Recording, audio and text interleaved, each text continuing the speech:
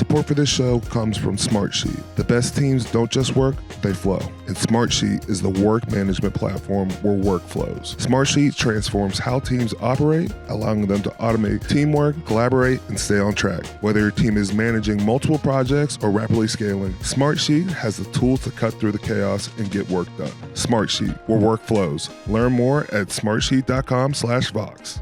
Support for Not Just Football comes from Intuit. Reaching the right small businesses starts with the right data. Intuit SMB Media Labs is the first of its kind small business ad network. With access to audiences and insights from the makers of QuickBooks, you can target key decision makers by industry, size, maturity, location, and more. It's your gateway to B2SMB marketing success. Learn more at medialabs.intuit.com. How we doing, everybody? Good.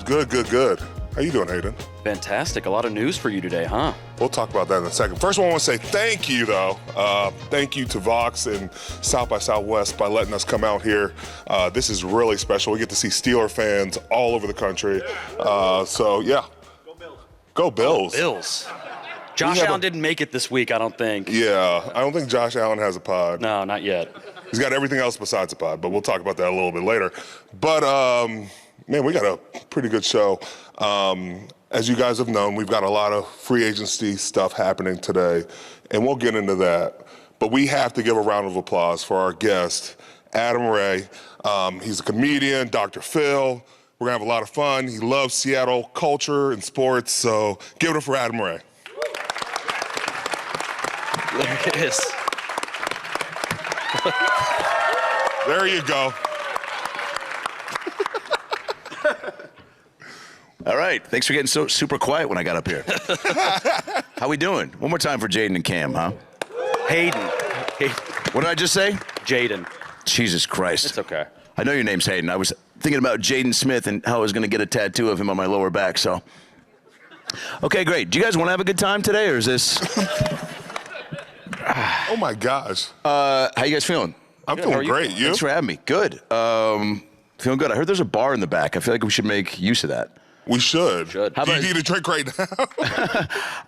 If this gal in the front will take a shot of tequila with me, yeah? Yeah? Yeah. You? Yeah. I don't think they have tequila. It's only whiskey? Only whiskey. Let's do, Oh, yeah, the you want to do a Boulevard. shot of whiskey with me? Okay, great. Wow. Okay, we'll make that happen. Well, make that happen. We'll make that happen in a little bit. Wow. Before we jump the gun and go straight to whiskey. Free agency started. The Steelers did some stuff. Seattle did a lot more than the Steelers. Wow, yeah. How do you feel about Seattle and their free agency? Well, I appreciate you asking, Cam. We can talk about my parents' divorce after this. Free agency is one of those things where it's exciting for the possibility, and then when I think every fan has a different idea of how it's supposed to go. Like, you know, there was no thought of Geno Smith being traded because you walk in, you're like, there's not a lot of quarterbacks out there. Before we continue, we have your whiskey. Can I be honest? After Will Smith, anyone walking on stage scares the shit out of me. Good to see you, brother. And that wasn't a black guy joke. All right, so. Yeah, Geno was, I thought, the guy of the future. Yeah. But also, I don't know, and you guys can attest to this better than me, like knowing like the front office. I've just now gotten to know John Schneider, our GM in Seattle, and I feel like he's super savvy, and I just have a lot of faith in what he's done the last 14, 15 years. So when certain moves happen, you respond emotionally, and then you kind of go, they got to have a plan, you know? Right. You know better than me. Fans, I think, historically, have this like, dude, I know, dude, that's not what you're supposed to do. Mm-hmm. If I was running the team, I mean, yeah. Yeah. The amount of times I try to tell him something and he's like, you're an idiot. Stop talking. You don't know what you're talking about. Hayden, you actually, though, you're pretty sharp, more so than... Thank you. Keep going. No, stop. Keep going. Keep going. You're a great guy. You're super hot. You're close for your body. Thank you. Thank you. No, but when I've talked to you about football, you know, you can always tell when there's fans that like don't know, when they just like, you know, like one of my friends already, he was like, dude, Sam Darnold, are you kidding? The last 2 games, he sucked. I'm like, dude, Mike, you just got out of rehab. You haven't seen your kids in a year. You're not the guy to really be assessing Sam Darnold. But like as a Seahawks fan, when we won the Super Bowl in 2013, we hadn't won in ever. Long time. And yeah, should have won that one in 2005. But Oh, you want to talk about that too? let's put a pin in that. We'll talk about it in a bit. No, but when we won, as a fan, you're so delusional. You think you actually contributed to the success of the team. So I had so many people in my life congratulating me after we won. They were like, dude, congrats. Adam, I know you're a big fan. Congrats on the Super Bowl. And I had no problem accepting partial responsibility. I was like, dude, thank you so much, man. Those 12 beers I had at halftime, I think helped Marshawn run the ball better. So my point is, get out there and vote. No, my point is that I think most fans don't have a clue and they respond emotionally. Right. And I think they decide, almost like voting, you decide who you want before it's even happened. And then once it happens, I think most fans are, smart enough to kind of reel in the emotions and go, all right, this bigger picture might be the move. Darnold had a great season, and I think finally had, like we were talking about backstage, a supreme crop of receivers. Yeah. I think, Hayden, you were saying, like, if we don't add a few guys, like obviously coming from Minnesota and having Jefferson and TJ Hawkinson, like, and Addison, like he needs a supporting cast. So we'll see what happens. What was the initial reaction to the DK trade, though? No, keep in mind, our boy got helped out here with that. I cried. I curled up in a ball. I texted Cam. I said, I don't think I can make it. He said, come on. There's a sweet old gal in the front row that wants to drink whiskey with you. What is your name, by the way? Tracy. Tracy. Perfect. Yeah. Tracy, do you have your shot? You have to pour it. Oh, I got to pour it? He has to pour it. I can't pour it. Oh, okay, great. You can't pour it? No. Legally? Is that like a part of the legally NFL, not- like tampering rules? Or Yeah. what? Yeah. I can't be associated with alcohol. So. For real? Yeah. Whoa, what about fentanyl? What? I got a fentanyl Rice Krispie treat in my backpack. I hope not. No, I'm joking. But I do have some weed. Now, DK, he was my favorite player. Aside from Russell? Was great. Russ, I love, dude. I mean, I met Cam at a show in Pittsburgh. By the way, one of the nicest guys. Give it up for Cam Heyward, by the way. Thank you. I've met a lot of people, and that's not like a humble brag, but like I got Sandra Bullock's number on my phone. I got my buddy runs the Albertsons in Lake Forest Park, Washington. It's a grocery store. Keep it going for Roger. So I've met some dude. You're as good as it gets, as sweet as you are talented, and thank you. And so I was pumped for you when DK got traded because I'm like, oh, that's good for you guys. It is. Very good. But sad for us. Russ was my favorite Seahawk, despite everything that was happening in the media. The Subway sandwich commercial was a little much. I think in hindsight he'll probably regret that. But at least he didn't do it with Jared. You know what I'm saying? Yeah. But oh wow, are we already forgetting Jared? There's a documentary out. It's fantastic. But DK is a game-changing player. Right. He's like, there's a lot of talented wide receivers, but he's an Adonis action figure.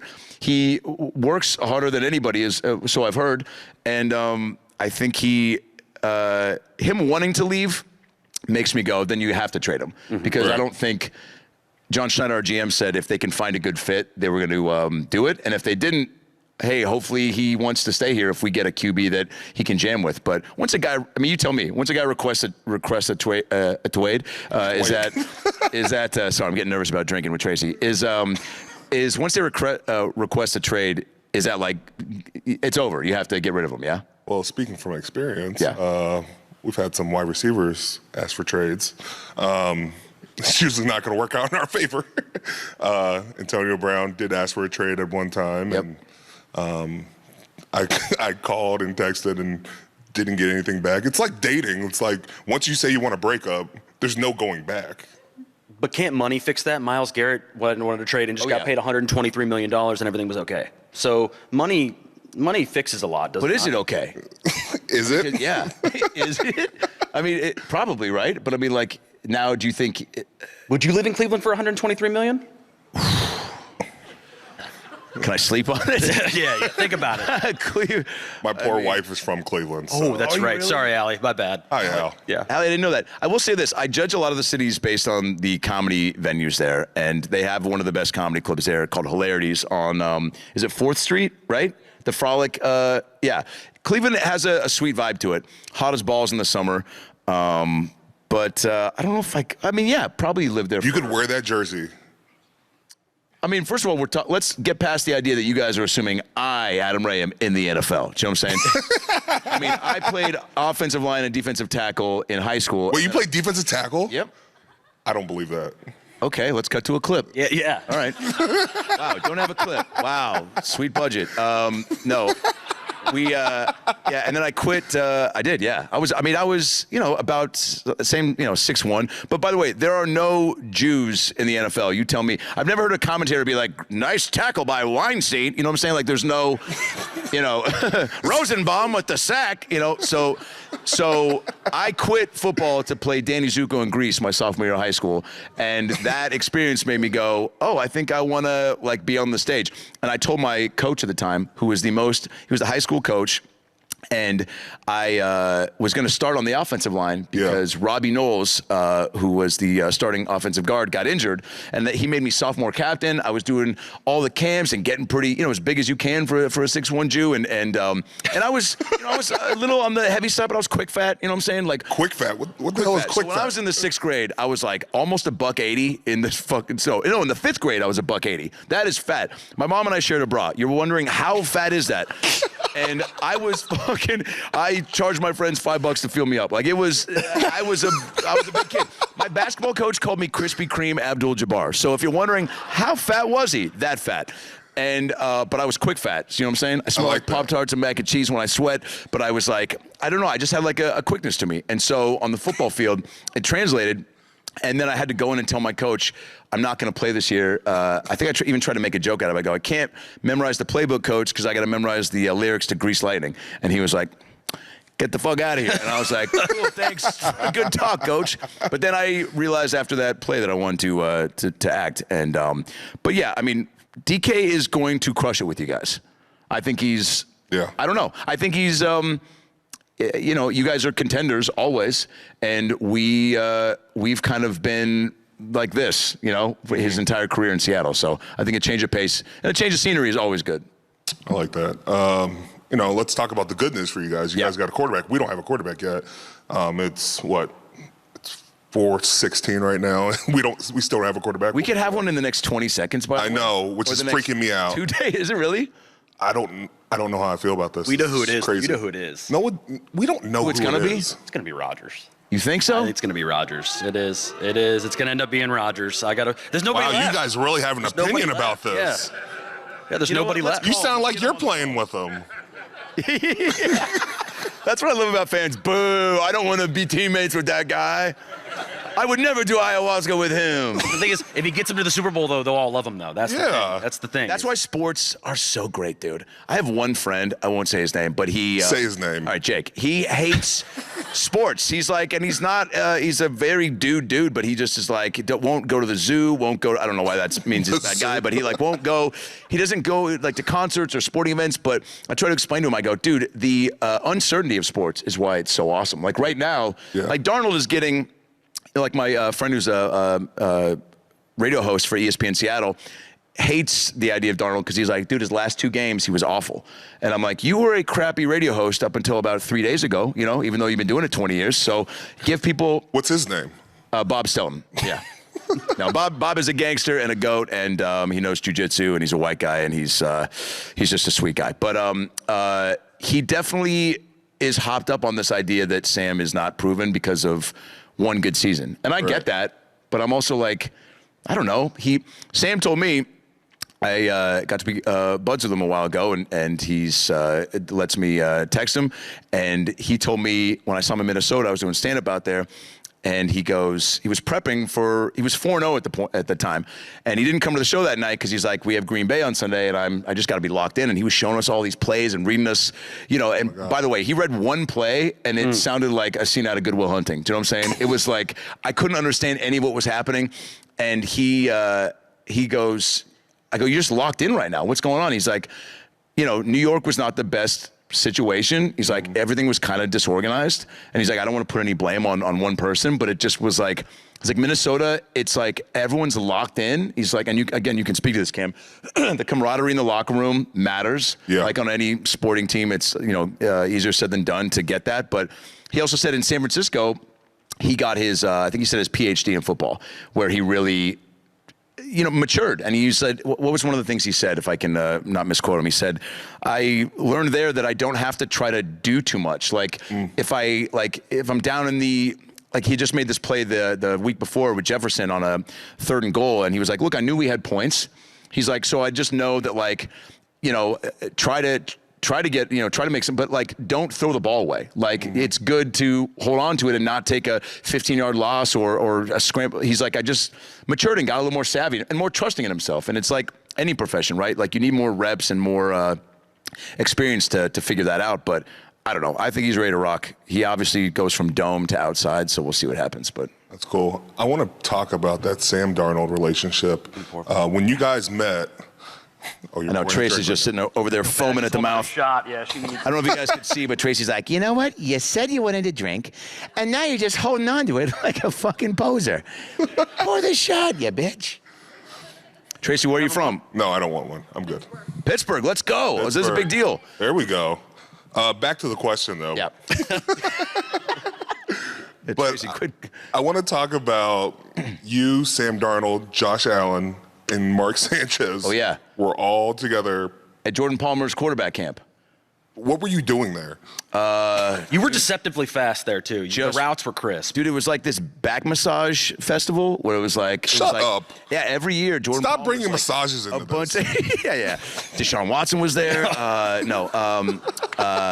Too soon. Justin Tucker, And too. Justin Tucker was there. Yeah, my stepdad was Who there. was clapping in the back for that? Who's what? Someone Was clapping in the Justin back for Tucker that. did. Deshaun Watson. No, it was, so Mark Sanchez and I both went to USC, and we had a football podcast called Fourth and Forever for about a year and a half. And then Showtime, it was from the same guys that did All the Smoke with Steven Jackson and Matt Barnes.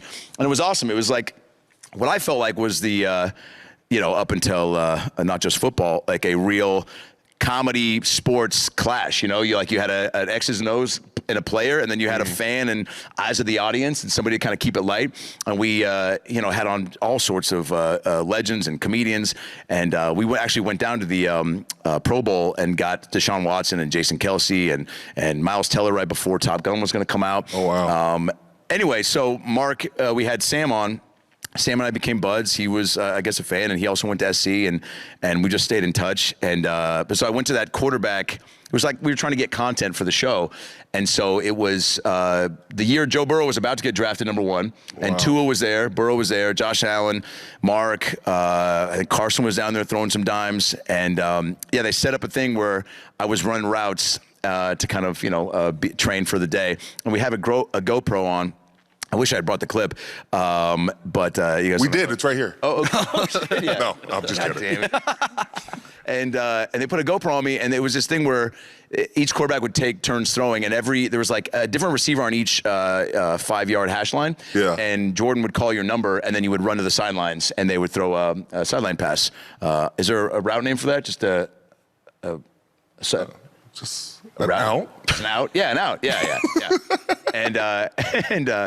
And so I run to the sideline, and Mark, unbeknownst to me, says to Josh, he goes, "Hey, throw the ball as hard as you possibly can." And so you can hear it. I think you can't hear the moment it ruptures my spleen, but you feel the internal bleeding when I get up.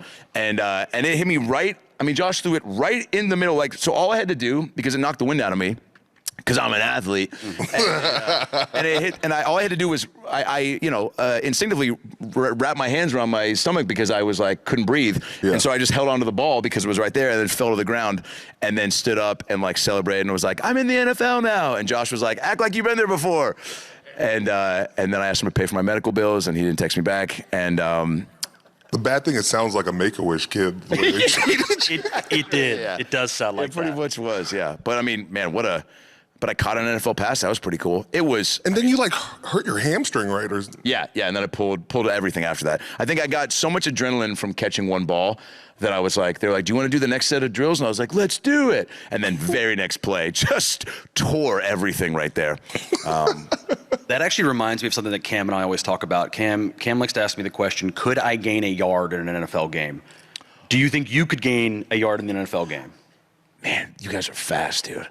And I would like to think, bro, even we got to my freshman year of high school. I remember on the last game, they let all the freshmen suit up for the varsity game, and we ended up blowing this team out. So we all got to. this was a Rudy situation. It was a Rudy situation.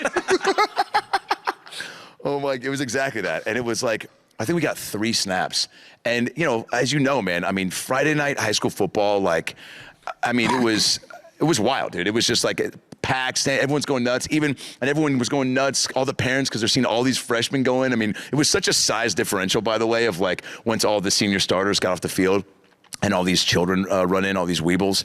And so we go in there, and in my head, I'm like, oh my God, dude, there's gonna be like an opening. I'm gonna get right through to the quarterback. I'm gonna sack. I'm gonna, pick up the fumble, run it back. The girl that I got a crush on is gonna leave her boyfriend and like run onto the field, and we're gonna start making out in the end zone, And my mom's gonna film it all, And none of that happened. I got double teamed for some reason.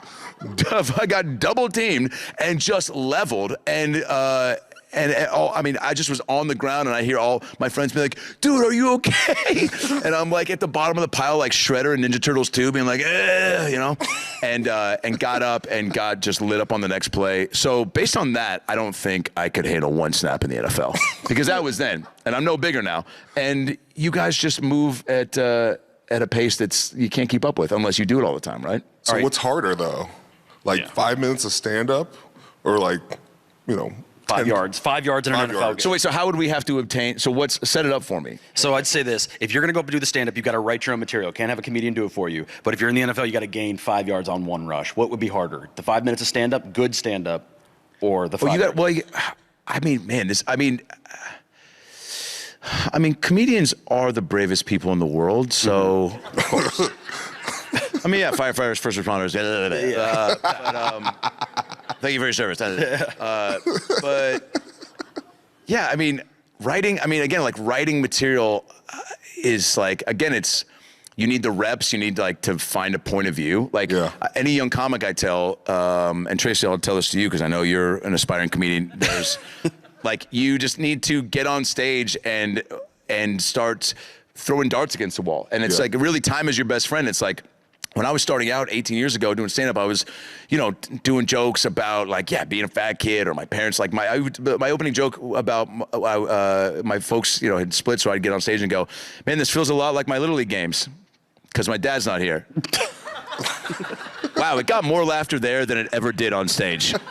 And then I would do dumb jokes, social commentary and this and that, but then after doing it, you start to find out what you find. When you're first starting out, and maybe you can attest to this, I don't know if this is how you're playing when you first start to play football, you're emulating who you like because you don't know who you are yet, right? Mm-hmm. So you're like, you're seeing the moves that players have done that you like. So you're like, oh, he does that. And you're stealing. And any good, actors do it, right? Like there's things that I will do in certain roles I get that like Steve Carell in The Office is one of my favorite characters of all time. And there's things he does that sometimes I'll pick up and use in certain things. And same things in comedy. Greg Giraldo was one of my favorites. And I definitely feel like my pace and cadence sometimes mirrors him. And you see a lot of young comics do that.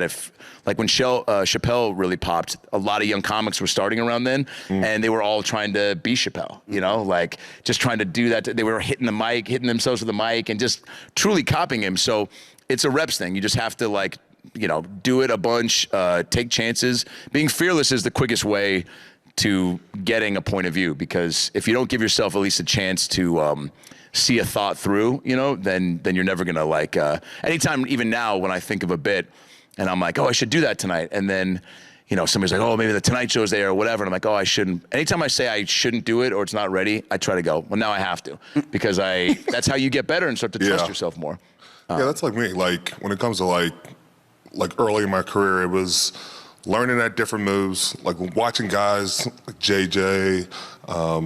Even my draft class was just crazy because you had JJ Watt, you had Marcel Darius, you had Alden Smith, you had Cam Jordan, Von Miller, Adrian Claiborne, Muhammad Wilkerson. Like, there was just multitude of names. But, like, for me, it was like, I'm going to watch these guys because, one, they're playing earlier than I am. And two, how can I incorporate that into me? But then it's like, you get to a certain point where it's like, I can't emulate what they do. It's like, I just got to be me. And, like, I might, sprinkle in what they've done. But, I think me is the best version of that. And so for you, it's like, everybody loves you. Shoot, we love what you do. So you don't have to be anybody else. I mean, there's probably some people out there that are like, dude, this guy shouldn't be doing this.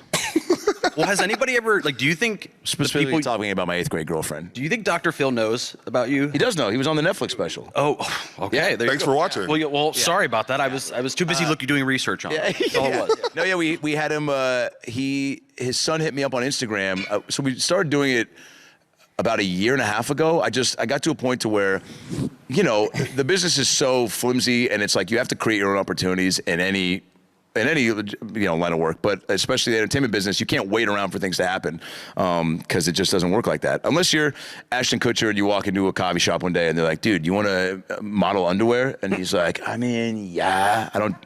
That's a terrible Ashton Kutcher impression, but he he got plucked out of, that was 1 in a million, and those stories happen. Yeah. But then there's also the other side where, like, you go to Hollywood and it doesn't happen, and you're waiting around and you're like, I'm gonna get cast on a Taylor Lautner show, and I'm gonna be on 8 seasons of CSI Detroit, and buy a house, and Wolfgang Puck is gonna cook in my kitchen because he's impressed with my countertops, and you're like, that's a version of it. There's also the version where it doesn't work out, and you start an OnlyFans account and you're selling pictures of your toes for $5 a pop to perverts in the Midwest, and they're and you're living in Silver Lake in a studio apartment, and there's a homeless guy outside your apartment breastfeeding a stuffed animal, screaming at another homeless guy, hey, Brian, what are you sipping on? And he's like, pizza. And you're like, wow, if you're drinking pizza, you probably have 6 days left on this earth. So you have to just, what was the question? No, you have to, so you have to just, like, try to do stuff. Like the actor strike happened. That was the big deal. Yeah. And so now I'm not even auditioning to, like, wait around to be in other people's stuff. So, and I'd always want to do a live, like, character show. Like, when I saw Will Ferrell do the George Bush live show back in the early 2000s, I was like, man, that looks so fun. I've just always loved being on stage, and stand-up is just one piece of that. And John Mulaney and Nick Kroll had a show called Oh Hello, where they'd play these 2 old guys, and it was hysterical. And so I was kind of messing around with the Dr. Phil thing during COVID, doing these, like, lost episodes with a buddy of mine. We just wanted to, like, flex the creative muscle, because everyone was like, is entertainment ever gonna come back, or do we have to watch Tiger King 50 times a day? And and so started kind of getting reps on the Phil stuff to when it got a point where I was like, oh, I'm gonna try to do this live at the Comedy Store. And then Bill Burr was the first guy I asked, and he was so into it, which gave me, like, a little bit more excitement to do it. He was like, dude, let's fucking do it. Make fun of my anger issues. It'll be hilarious. And then we just kept doing it. And then it took off to where Phil's son hit me up and was like, Phil's my dad, I'm Phil's son, and he wants to come on the show. And then he came on, and it was awesome. Did a Netflix special, and now we're doing these 3,000 to 5,000 seat theaters all around the country, and it's wild. I mean, we just did one in Toronto for 3,500 people, and it's like, I mean, hopefully you come out and do we're doing Pittsburgh, June 19th, Heinz Hall, and it's just wild, man. It's like and it flexes all the muscles I've been doing. It's like stand up, and then I'm doing crowd work, and then, which I've been doing in my stand up for, the last 15 years, and then podcasting, because it's the interview part, which I've, been doing for 15 years, and then the character work, and it's all the things I've been doing the last, 20 years, and getting to do it in one show is cool. And people, it's different for the guests too, because guests do stand up and then podcasts or late night things, but this is like a sillier chat show, but then it's, it's a variety show too. And we were in Toronto, and I go out into the crowd, and I do musical therapy at one point. So my buddy's on this guitar. He's playing a piano guitar out in the crowd. And I used to bring him on the road with me, and we do improvised musical crowd work. And I bring him on the road, and we're going to the crowd, singing to people. And like one guy went up to him, and we're tracking with the camera, so everyone's on the screen. And this guy had like the most wildest haircut. So I was singing about how he cuts his own hair and this and that. And then he starts. We're singing all the questions to him, and he starts singing back how he was with a girl that it was a girl that he wasn't supposed to be there with. So we kind of outed somebody that was cheating on somebody. So that was hilarious. And then there was a kid about 8 rows back dressed as Dr. Phil. It was a 10-year-old kid. And I guess the shows are all ages, which I didn't know about, which is bad. And so this kid, I find him, and he's dressed as Dr. Phil. I just posted this on my Instagram today, and the whole place goes nuts. And he comes out, and his mom's there, and I pick him up, and I'm holding him, and I'm singing to him. And then I go, I go, what's your name? And he's like, Zane. And I go, what are you, a Marvel character or a Pokemon card? And then I go, and he goes, it's my birthday today. And everybody goes nuts. So then I go, give me a we'll be right back. And he's like, we'll be right back. And then I bring him on stage and let him introduce the next guest. And everybody was going nuts. And then I go, where's your mom at? And he's like, back there. And I go, what's your mom's name? And she screams, she goes, Miracle. And I go, what time are you dancing tonight, sweetheart? And everybody went nuts. The kid lost it. And but yeah, the shows are just like insane. And it's, again, dude, you just have to, there's no like guaranteed path. Again, sports and comedy are synonymous like this, right? You have to control what you can control is one thing I always say. And like, again, that's, you can preach to that all day, Cam, where it's like, you have to, take care of yourself, put in the work, be nice to people. It's a pretty easy formula. And then truly, it's not like you're guaranteed to succeed, but like you at least give yourself a decent shot. Support for this show comes from Smartsheet. You know that feeling you get when you're so into a task that the world around you goes quiet? Maybe you're out for a run and start to feel like you're flying. Or maybe you're playing guitar and an hour zip by. Or maybe you're so focused on your work task, you forget it's actually work. This time-stopping, world-quieting, focus feeling is called flow. In today's workplace, the state of flow is very hard to come by. There are all those different applications you have to toggle between. Calls that could have been emails, and no one central place where you can tackle all your tasks. Except there is such a place. Smartsheet is the work management platform where work progresses smoothly and efficiently, enabling teams to operate at their peak. Smartsheet isn't just a tool. It's a place where teams can operate in a state of flow. No matter the scale or the complexity of their work, let time stop. Let the world fall away. Smartsheet can handle the rest. Smartsheet, where work flows. Visit smartsheet.com today to learn more. Support for this show comes from Smartsheet. You know that look the basketball player gets as they step up to the free throw line? Or the rock star right before they belt out the high note? Or maybe even your dog as she gnaws through your favorite sneaker. That all-encompassing, nothing else matters, right here, right now feeling has a name. It's called flow. But you don't have to be a professional athlete or a musician or a happy dog to experience flow. You can access a focused flow state in everything you do. And Smartsheet is here to help you do just that. Smartsheet is the work management platform that helps remove friction and distractions, allowing your team to seamlessly take the shot, sing the high note, or complete the big project. Smartsheet's innovative platform transforms the way teams operate, helping them automate workflows and cut through the chaos of whatever they're working on. No matter the task at hand, that feeling of flow is at your fingertips when you use Smartsheet. Smartsheet, the place where work flows. Learn more at smartsheet.com/Fox. Support for Not Just Football comes from Intuit. When it comes to small business marketing, reaching the right audience starts with the right data. Intuit SMB Media Labs is the first of its kind small business ad network that helps your marketing work smarter. By leveraging exclusive audience and insights from the makers of QuickBooks, you can connect with the right customers efficiently and effectively. With an audience scale of 36 million, Intuit SMB Media Labs puts your brand in front of the small businesses that need you most, targeting key decision makers by industry, size, maturity, and location. More than just an audience, it's your SMB media partner. Learn more at medialabs.intuit.com. I want to get into this game because you just set it up with the Dr. Phil stuff. Let's do it. Have you guys seen his impressions before? Four people, let's go. It's fine. Dude, new fans, I'm all about it. Let's go for it. All right. First one we're going to go with Dr. Phil. Sure. All right. You got questions for him? Yes, I do. Are you ready for this? Let's do it. Maybe I should take the shot with Tracy first. Yeah. Tracy, you need your shot. Tracy, do you have, was it? Let's go, Tracy. Yeah, we'll take it from here, sir. Great. Oh, that's for you. Yeah. Oh, great. Thanks, Ed. Trace, do you have a cheers you like to do? Yes. All right, everybody, all the burgers. Here we go, Steelers. Here we go. Come on, you can do better. Here we go, Steelers. Here we go. Here we Here we go. go, Steelers. Here we go. Okay, I'm done. What if I just made you do that for 15 more minutes? Give me a hug. Oh, Cheers. To Cam, to Hayden, to not just football, to the Steelers winning the Super Bowl. How about that? there we Love go. that. There you go. Oh, you're going to need a quarterback. Jesus, buzzkill Bobby over here. Thanks, Trace. How was it? Pretty smooth. Yeah, right? What is that? Let's give that, was Bullet Whiskey? Here, you want to Been around for hold a it and do the? Do you just want to do the? You want to give him some? Yeah. Just, Wait, what am I doing?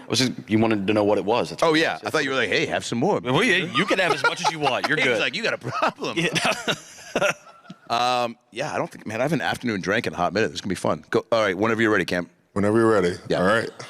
We want you to be Dr. Phil, and we want you to tell Aaron Rodgers. What advice would you give Aaron Rodgers as Dr. Phil? Well, first of all, Aaron, I'd say get off of social media, okay? You're posting too much. You know, we get it. You're friends with Pat McAfee. Who gives a fuck, you know?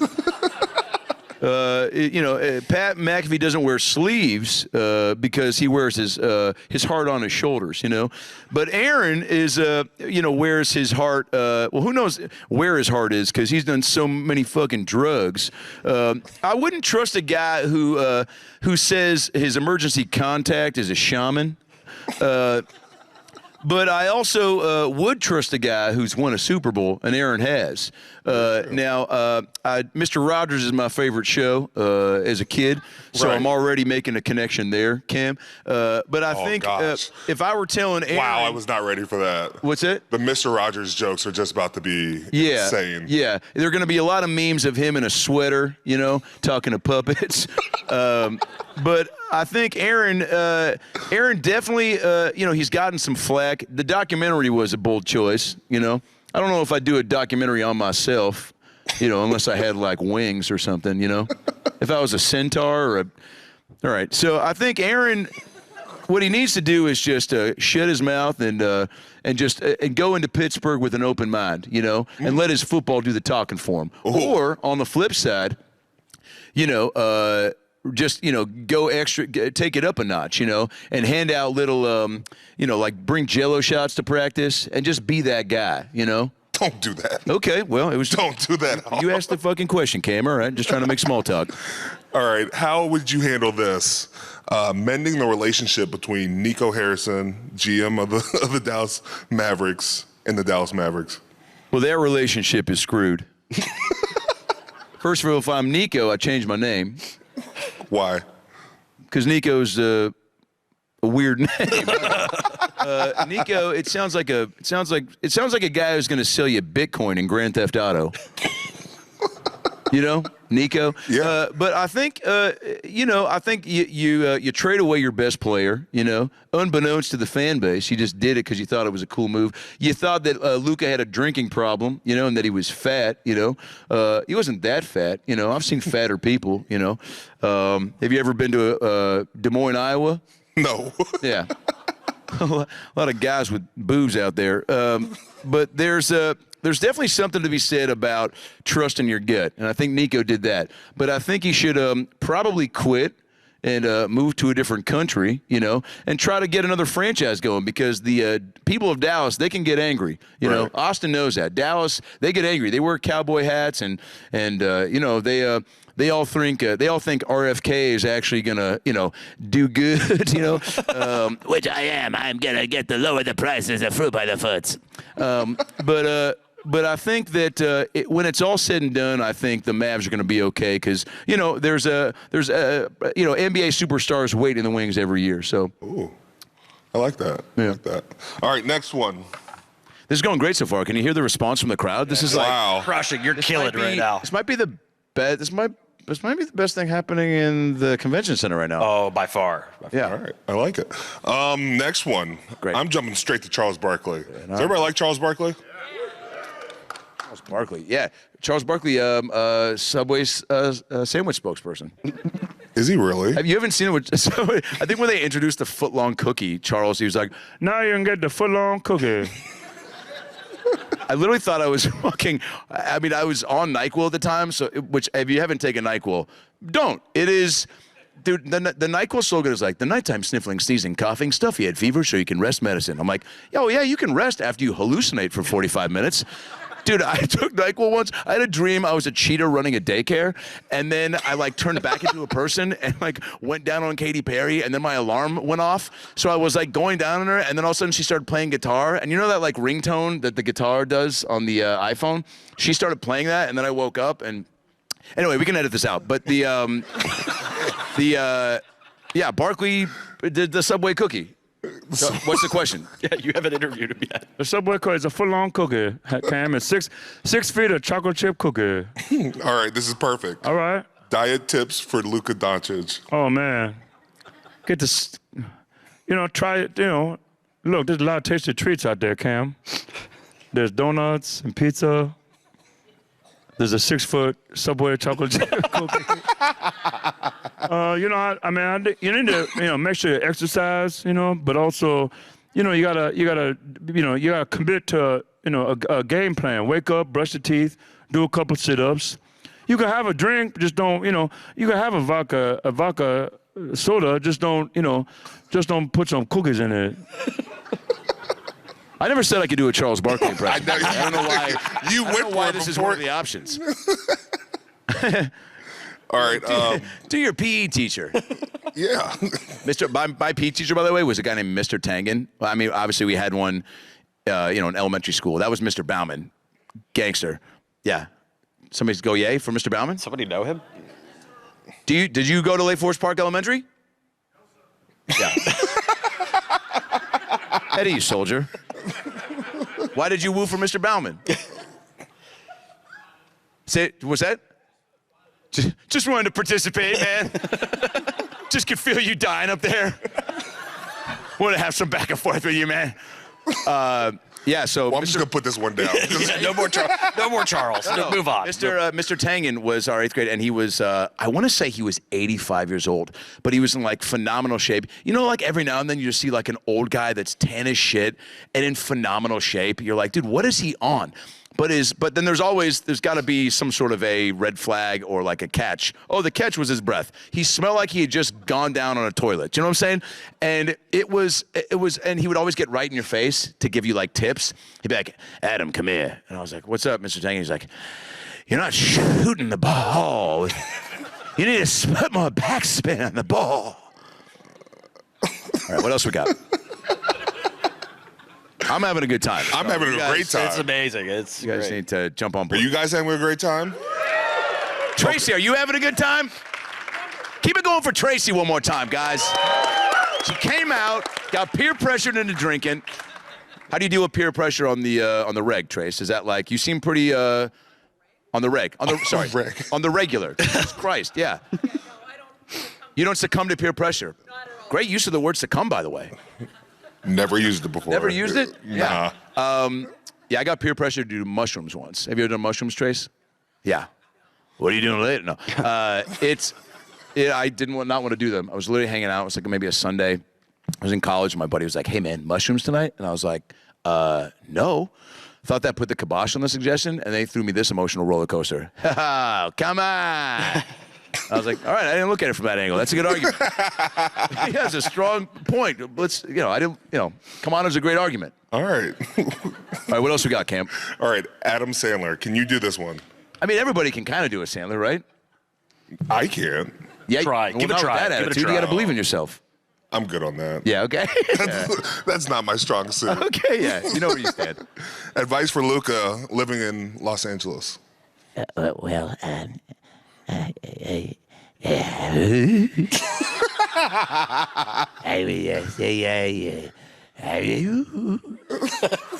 then, of course,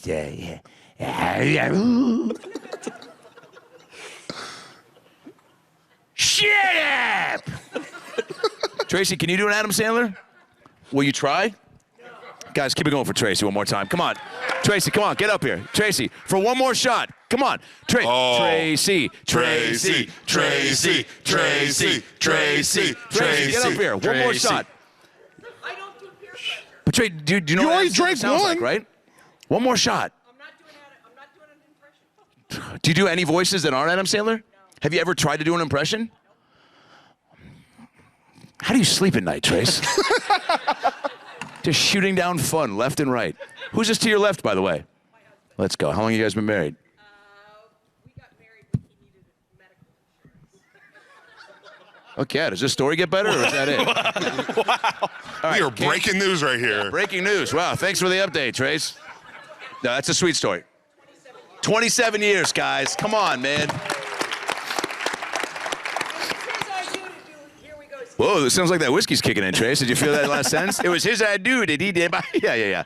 Well, mazel tov. Congrats. Eddie, I'm 3 years into marriage. Any advice? Just ignore shit. That's actually great advice. What did you do? I have more questions now. What did you do? All right, what else we got, Ken? All right, we got the last guy, Joe Biden. Hey, come on, America. Hey, Ray. Hey, thanks for allowing me to be the first female black president. Come on.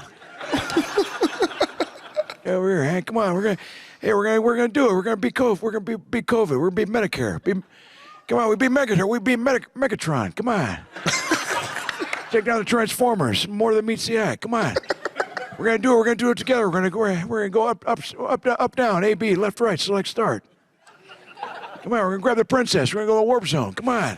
You haven't asked a question. He hasn't asked a question yet. He hasn't asked. This guy over here, huh? Come on.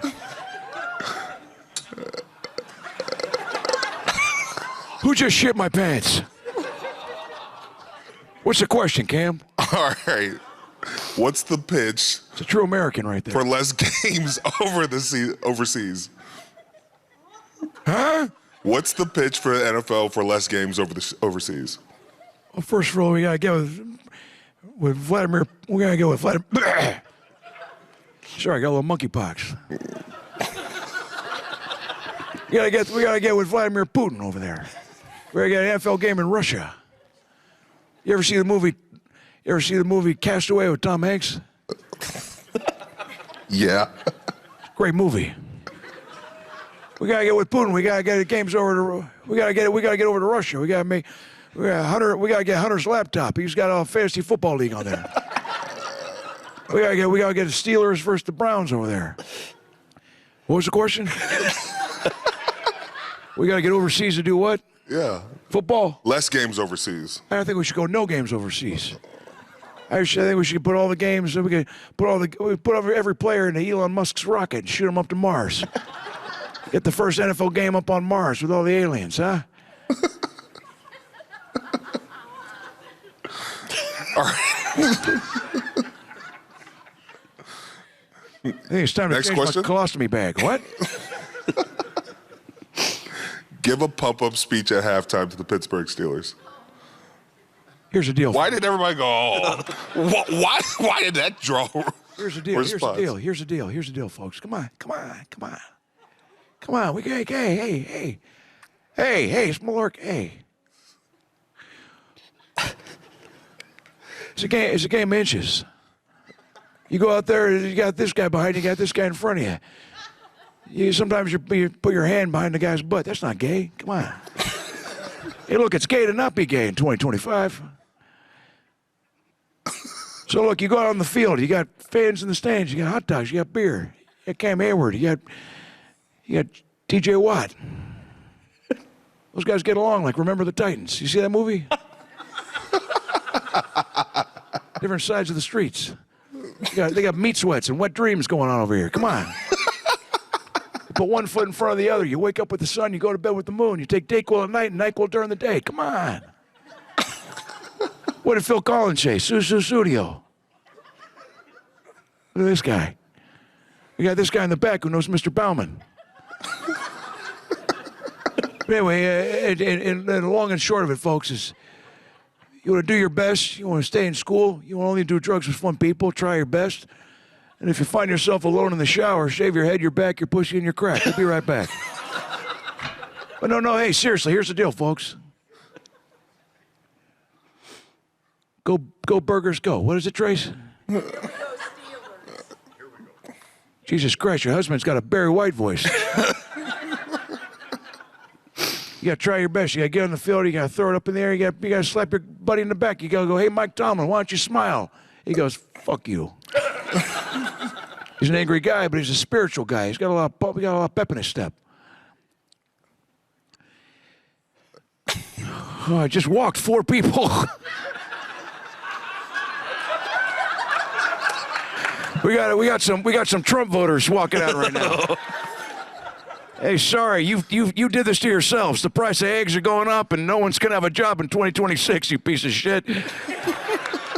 Also, they look like they were Mexican. So good luck. This was your last day in America. Go Steelers. That was what a halftime speech.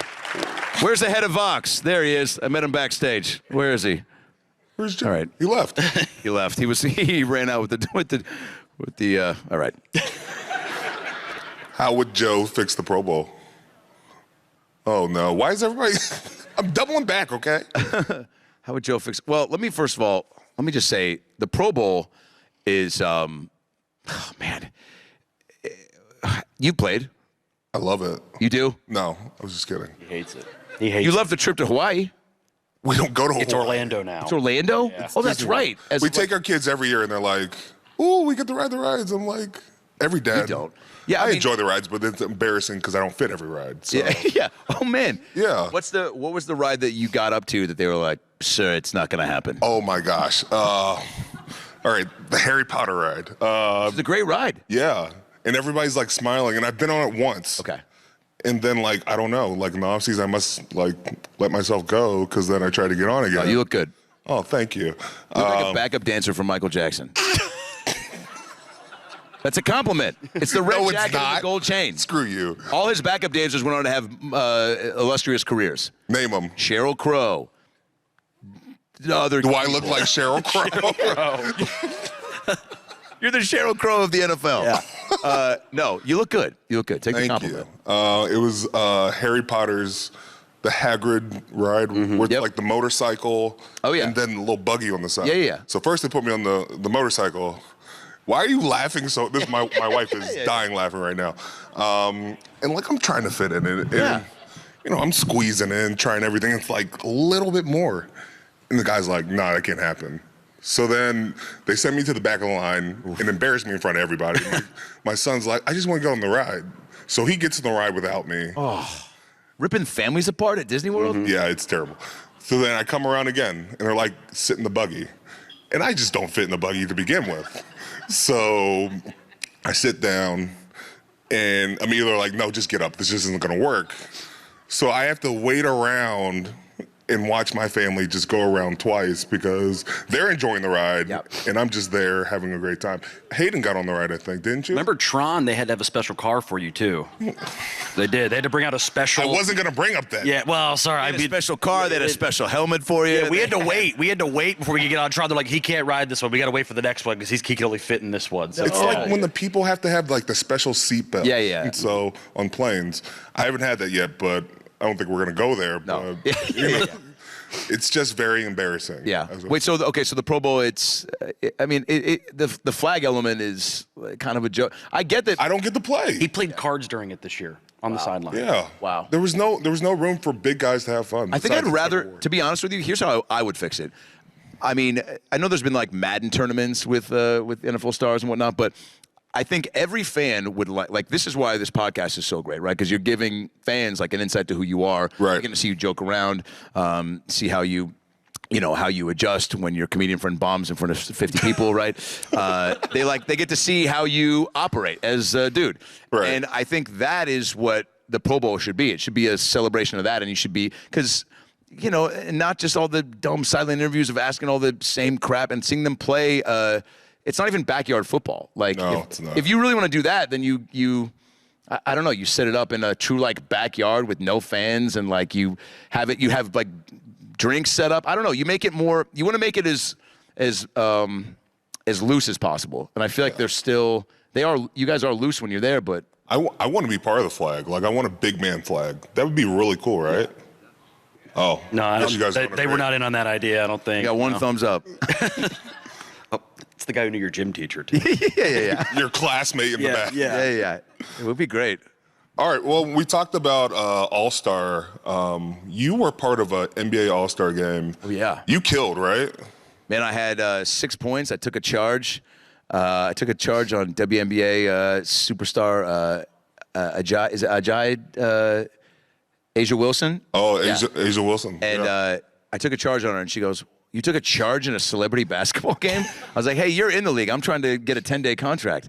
And I had ripped my calf in practice the day before, and it was the most depressing thing I've ever been a part of because I was looking forward to this so much. I basically went to the NBA Awards with my friend Adam Devine, so on Workaholics, Pitch Perfect, Modern Family, and he was presenting at the NBA Awards, and he goes, "Wear a suit because we're going to walk the carpet." So we're walking on the red carpet, and he goes, "Dude," we get out of the car, he goes, "You look like every European player's agent."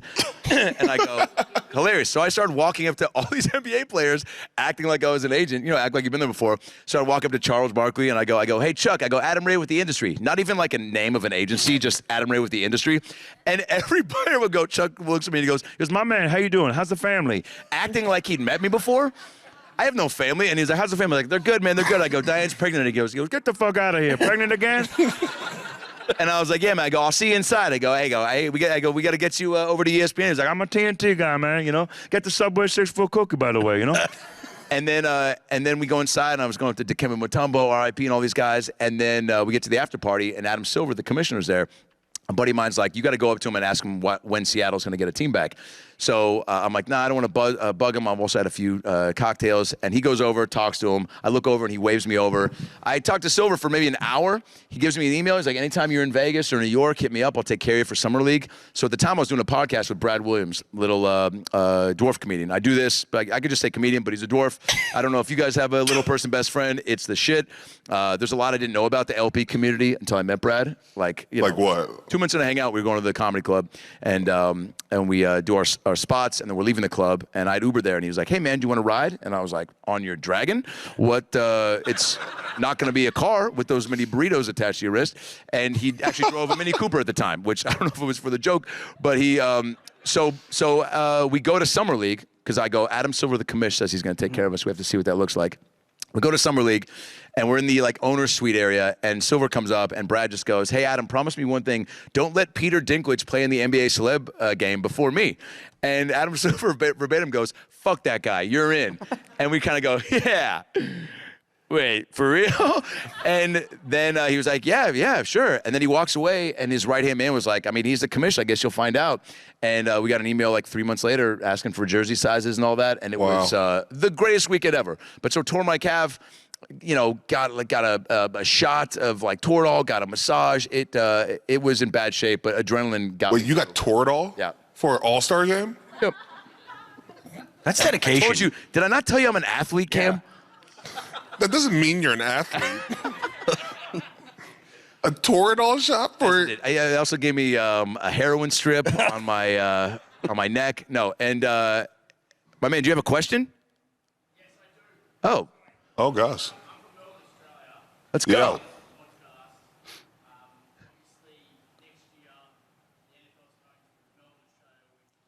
Oh, that story's over, by the way, I guess. Yeah. Go ahead. Yeah. No, please. Yeah, I saw your hand raised, and this is more important.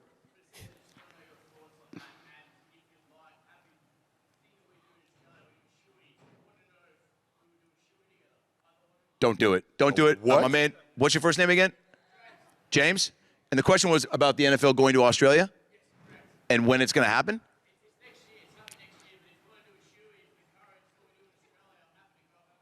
What? A shoe? So You drink it out of your shoe. First of all, no. thanks for coming out. Hard pass on the shoey. Yeah. If you guys don't know what a shoey is, I'd rather watch my mom blow my dad. It is, it is, and they're divorced, so that lets you know how much I don't want to do that. A shoey is where you put, James, correct me if I'm wrong, because I did one and I was sick for 3 days, beer in your own shoe, right? Yeah, and then you drink it like an asshole, just so that Australians go, Roy, mate, you're one of us, right? And I did it in Brisbane, and people went nuts, and I was sick for 3 days. So, thank you, but no thank you. But I guess the question still stands. Go Steelers. Yeah. NFL in Australia. So it's what's going to happen?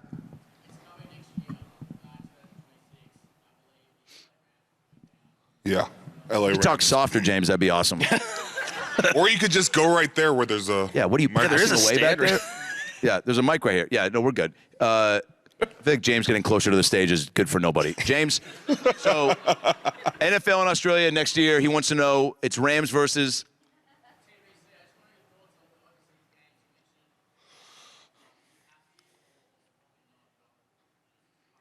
James, project. I don't know if you know the idea of distance, but you're fucking 60 feet away, dude. And you're talking like we're on a bus together. Do you have headphones in? What the fuck is going on right now? What else are you listening James, to? there's a microphone right there. I pointed it out if you want to come James, up. come up to the mic. Guys, keep it going for Australian James real quick. Come on.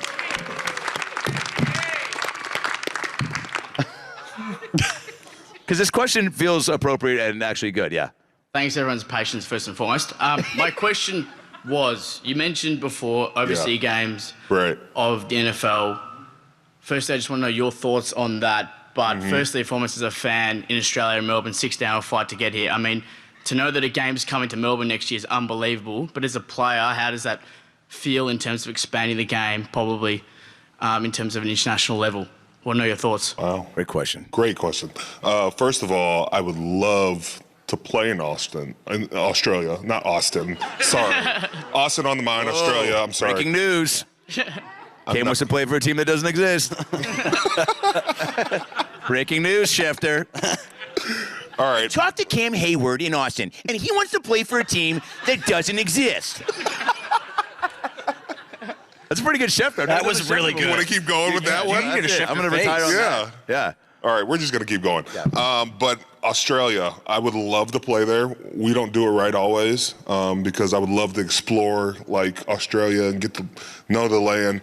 Like when we left for London, we left after a Thursday practice, arrived Friday morning, and then went straight to practice.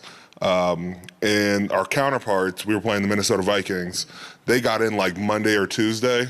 And this is the game where we played Adrian Peterson, and he ran past all of us. There was a play where they threw a toss to him, and we had like perfect angles, and you just watch him beat every angle and run up the sideline.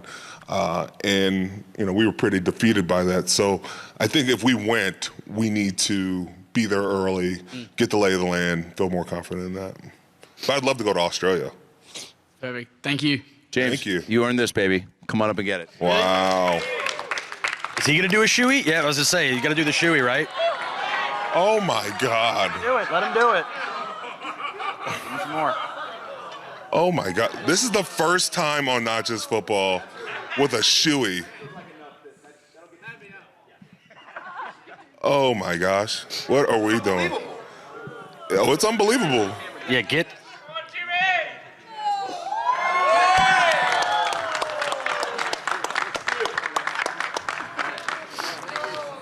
Appreciate you. Yeah. Oh, my gosh. Dude, Australians are so cool. No guns, down for whatever. They gave us Margot Robbie, Russell Crowe, Nicole Kidman. Tracy's back. Tracy's back. Tracy's back. AC/DC. They're from Australia? Let's go. All right, we got like one more question. I'm going to let Hayden take this over. Which one you want me to do here? The... Go ahead. You set it up. All right. Wait, which one? You go for it. What do you want me to set up? You set it up. I don't know what he's referring to right now. I'm not sure. Lock it in. You guys are adorable, by the way. Thank you. We're like an old married couple. Yeah, you really are. But you guys have been, let me ask you a few questions. Right. How long have you guys been friends? 20, don't get this wrong. 20 years. Yeah. Right. Wow. We've been together for 20 years, right? Yeah. Yeah. That's awesome. Because, I mean, I've got maybe 3-4 buds in Seattle that I've been friends with since like 1st or 6th grade. Yeah. That's wild. Yeah. You, see, We have another one back there somewhere. Yeah, he's hiding somewhere. He's hiding somewhere back there. We don't let him get in front of the camera, though. He's he not. missed his flight, and so like we've been kind of grilling him, and then he got here late. So okay. Wait, how about this? Let me ask you a question. No, this is the segment though. It's ask him anything. Now he remembers. Sorry, sorry, I forgot what you were doing. Okay. You can ask him whatever you want. There's nothing's off limits. You could be as hard as you want on him. Okay. Pause. All right. I mean, dude. Now I got my fan goggles on. The best. Okay. First of all, the first moment in the NFL that you had, because you're going on year what now? I'm going to 15. Guys, at a high level, dude. Wild. I want to say you've been blessed with the skills in the body, but you take care. I mean, like to not, you know better than anybody to not have any sort of crazy injury to like set you right. Like that's wild. I've had crazy injuries, but your position to play the song is great, right? Right. Yeah, and rare. Give me that first NFL, the moment in the NFL that you had in those, whether it was the first season or maybe it was even like season 3, where you go like, I'm supposed to be here. Ooh. There was a preseason game, and we were playing the Jets. And, you know, I'd been playing okay, but I got a sack on Mark Sanchez. And, like, there's a picture of it. He's, like, laying down in front of me, and I'm, like, screening over top of him. But, like, that was one of those times, like, I felt like, all right, I like what I do. Yeah. Is there a feeling of that's equivalent to people that don't play football when you sack a quarterback? Like a real good hit. Like there's obviously sacks you get where maybe you grab a little something or you got them from below, but I'm talking like blindside hit, like any given Sunday. What can I equate it to? It's like, you know, it's like you calling your shot, like with a girl, like down there and being like, oh, I'm gonna marry you one day. And then, like, you keep doing that over and over, and it's like, damn, you're a prophet. Like, you know what you're doing. And so, like, you just, you know, it's like getting married every time and, like, feeling good about it because. Whoa, what a sweet answer. You just equated to sacking people to marriage? I wanted to sound cool. I thought you were going to be like, it's like getting the Wordle on 2 trips. On two attempts. All right, next question. Last one. We got to wrap up. We got to wrap it up. Oh, we're hitting double We're zeros. about to get the music. Like it's. We're about to do an Adrian Brody 15-minute Oscar speech. Nobody here watched the Oscars. All right. Best. I mean, the shit-talking thing is what a lot of fans like to hear. I guess, when you get a sack, right? So you talked about how good it feels, but like. Do you plan? Did you ever? How about this? Did you ever say something where like afterwards? Because everyone, whether you're an athlete, a comedian, whatever, has said something in the moment and then driven home, been like, "The fuck that? What? Like, why did I say that?" So did you ever like get somebody to the ground and be like, "And that's what dinner looks like," or did you ever like? Did you like? This is why I know I could never be a firefighter because like I would want to be less concerned about saving people and more about saying something cool on the way in. So if I was about to like let's say. You know, let's say the fire's about to happen and I'm about to run in. Tracy, you're one of my firefighters, and say, Adam, don't go in there. Ready? Adam, don't go in there. It's okay. I fuck fire without a condom. Like, you know what I'm saying? Like if I said that, everyone back at the fucking firehouse would be like, dude, don't say that again. That wasn't cool, and you didn't save anybody. So, like, what is the thing you'd said where it just came out because of adrenaline, and then you were like, oh, man, I got to maybe write down a few catchphrases? Not like that, first of all. That was wild. Or do you not say anything? I usually don't. But if I get pushed into a corner, I gear it up another notch. But I will say the one time I really felt bad about what I said was this past year. And my wife is looking at me because she knows exactly I think she knows what I'm talking about. It was a teammate I kind of went off on. Oh, shit. Yeah. And it was like in, you know, we were in meetings, and he kept talking, and I was like, I said something really disrespectful, and I felt horrible about it. I was like, why the fuck are we even answering this question? And so, you know, I kind of like went off in the moment. I felt terrible about it, and it hurt me all week. Yeah. And like, I'm telling my wife, I'm like, man, I feel horrible about this. And like, it's just me being like too much of a competitor. Like, we got to get this right. We had just been losing a couple of games, and it ruined, like, I felt bad about, like, you know, in front of my teammates and my coaches, like doing that. Your leader. And so I ended up buying like a bottle of wine and like trying to have like a peace offering because I just felt horrible about it. Like, and like I never bring that stuff home. So like she knew it was like, oh, this is really bothering you. And she kind of like, I like this side of you. And I'm like, ooh, yeah, get mad again. Wait, last question. What do you want to be remembered for when it's all said and done? Oh, man. One, Super Bowl. But two, I think building on my family's legacy.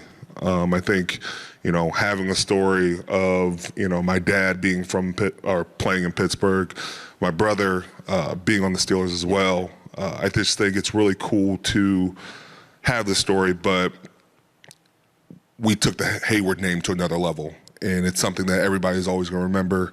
And I just, I've enjoyed doing this. I've enjoyed the people I've done it with, and to really bless a lot of people and to really say we did it together, it's going to be really special.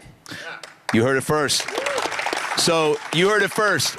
From the producers of Keeping Up with the Kardashians, Keeping Up with the Heywards, Season 1 will be airing on Tubi in 2028. Tubi? We're Tubi now? Thanks for that. All right. Thanks for having me. Thank you so much, Adam, for coming on. I want to say thank you so much to Adam Ray. Give it up. Love you guys. Big thanks to Hayden as well. Give it up for Hayden Walsh. Big thanks to Cam. Give it up for Cam, too. Give it up for Cam. Give it up for Cam. Come on. Let's not do that. And a big thanks for everybody for showing up. We were very nervous that nobody was going to show up. Yeah. So to have everybody here, very thankful. Thankful to Fox. Thankful to, South by Southwest for letting us come. Thank you to Bullet for coming through. We need to make them a sponsor. I don't know how, but we'll talk about that later. Figure that out. But thank you so much for showing up, and that's another episode of Not Just Football. Support for this show comes from Smartsheet. The best teams don't just work, they flow. And Smartsheet is the work management platform where work flows. Smartsheet transforms how teams operate, allowing them to automate teamwork, collaborate, and stay on track. Whether your team is managing multiple projects or rapidly scaling, Smartsheet has the tools to cut through the chaos and get work done. Smartsheet, where work flows. Learn more at smartsheet.com/Vox. Support for Not Just Football comes from Intuit. Reaching the right small businesses starts with the right data. Intuit SMB Media Labs is the first of its kind small business ad network. With access to audiences and insights from the makers of QuickBooks, you can target key decision makers by industry, size, maturity, location, and more. It's your gateway to B2SMB marketing success. Learn more at medialabs.intuit.com.